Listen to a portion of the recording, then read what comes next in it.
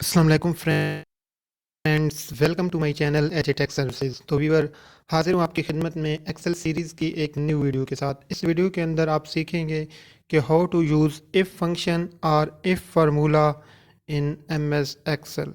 तो जी हाँ दोस्तों, ये बहुत ही इंपॉर्टेंट फार्मूला है और इससे आप छोटी से छोटी और बड़ी से बड़ी लॉजिक को हैंडल कर सकते हैं। तो अभी आपके सामने एक टेबल शो हो रहा है जिसके अंदर तीन कॉलम बने हुए हैं, एक नेम का है, एज का है और स्टेटस का है।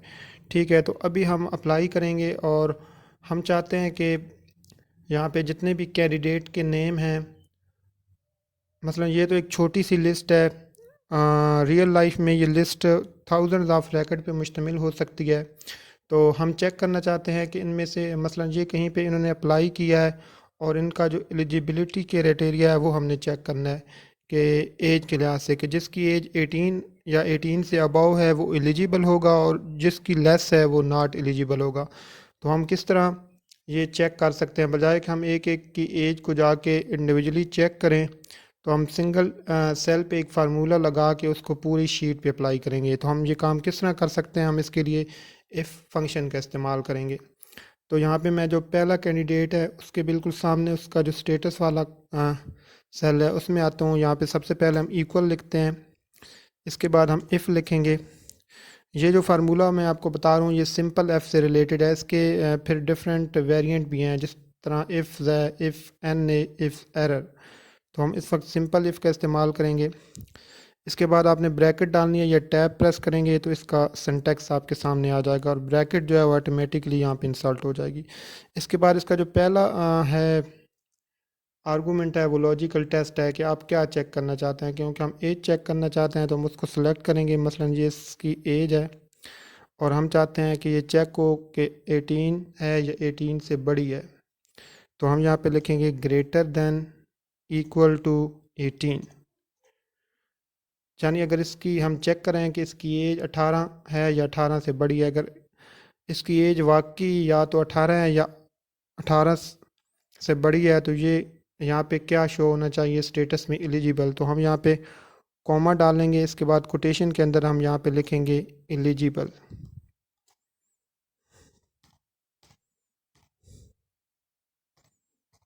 Eligible candidate.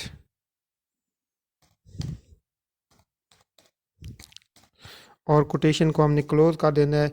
ये तो उस सूरत में शो होगा जब वाकई जो कैंडिडेट है उसकी एज 18 या 18 से अबव होगी। लेकिन अगर उसकी एज कम होती है तो फिर यहाँ पे कौन सा मैसेज शो होना चाहिए, पहले आप यहाँ पे कॉमा डालेंगे और फिर आपने कोटेशन के अंदर ही लिखना है नॉट एलिजिबल।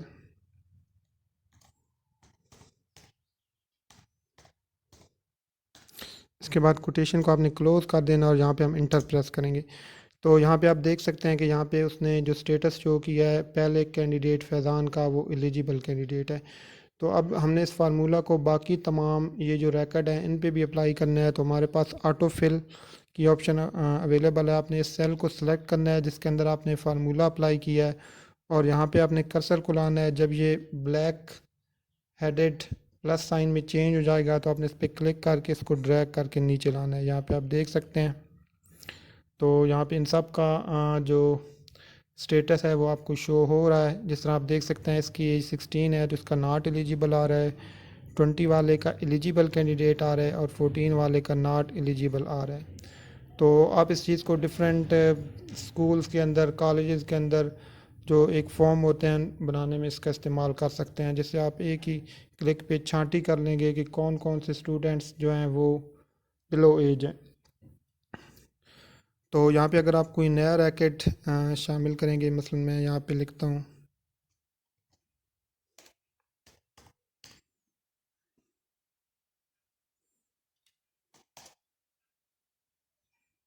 तो यहाँ पे इसका ऑटोमेटिकली यहाँ पे, क्योंकि हमने इस पूरे टेबल के ऊपर जो है ना अप्लाई कर दिया यहाँ तक फार्मूले को, तो इसने ऑटोमेटिकली इसका जो है ना काउंट कर लिया है और इसका शो कर दिया है कि एलिजिबल कैंडिडेट।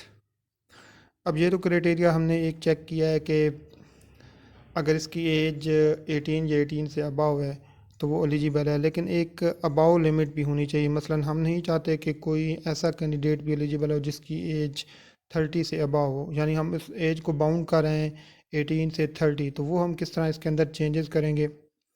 तो मैं यहाँ पे एक दफ़ा मतलब इसको कर देता हूँ, फॉर्मूले को मॉडिफाई करेंगे और हम इफ़ के साथ एंड का इस्तेमाल भी करेंगे। यानी पहले तो हमने सिर्फ यहाँ पे एक कंडीशन लगाई हुई थी कि अगर कैंडिडेट की एज 18 या 18 से अबाव है, अबाव मतलब चाहे 20 है, 25 है, 50 है, लेकिन हम नहीं चाहते कि वो 30 से अबाव हो। तो हम अब दो कंडीशनें अप्लाई करेंगे, एक तो होगी कि 18 और ग्रेटर दैन 18 और दूसरी लेस दैन 30। तो हमने ये किस तरह करना है, तो मैंने यहाँ पे फार्मूला लगाया है, तो आप यहाँ पे फार्मूला देख सकते हैं कि आपने सबसे पहले इक्वल टू एफ लिखना है। मैं इसको थोड़ा जूम कर देता हूँ। तो यहाँ पे आप देख सकते हैं सबसे पहले आपने इक्वल एफ, फिर आपने यहाँ पे एंड लगाना है, और जो पहली कंडीशन है मतलब आप पहले सेल को सिलेक्ट करेंगे, H6 है और ग्रेटर दैन इक्वल टू 18, और फिर आपने तो यहाँ पे आप देख सकते हैं इसका कंप्लीट जो फार्मूला है, हमने इसके अंदर एंड को ऐड किया है, इफ़ के बाद हमने ब्रैकेट डाली है, फिर हमने एंड लिखा है, फिर हमने ये कंडीशन दी है कि H6 ये वो हमारा पहला सेल है एज का, ग्रेटर दैन इक्वल टू 18, और फिर कॉमा डाल के हमने दूसरी कंडीशन के H6 हमने ये भी चेक करना है कि ये 30 से कम है या ज़्यादा है। तो इसके बाद ब्रैकेट क्लोज करनी है, फिर अगर ये मतलब इसी के मुताबिक है, उसकी एज 18 से अबव और 30 से लेस है, तो वो एलिजिबल कैंडिडेट शो होगा, अदरवाइज़ नॉट एलिजिबल। तो इसके ऊपर फार्मूला अप्लाई करते हैं और फिर इसको ड्रैग करके नीचे लाते हैं। तो यहाँ पे आप देखें कि ये इसके अंदर, तो यहाँ पे आप देखें कि 30 वाला जो है वो नॉट एलिजिबल है, 35 वाला भी नॉट एलिजिबल है। तो इस तरह आप if function, simple if function और उसको एंड के साथ इस्तेमाल करके अपने लॉजिक को मज़ीद इन्हेंस कर सकते हैं। तो उम्मीद है कि आपको ये वीडियो पसंद आई होगी, और अगर आपको ये एक्सेल की सीरीज़ पसंद आ रही है तो मेरे चैनल को लाजमी लाइक करें, शेयर करें और सब्सक्राइब करें। तो आपसे इजाज़त चाहता हूँ। अल्लाह हाफ़िज़।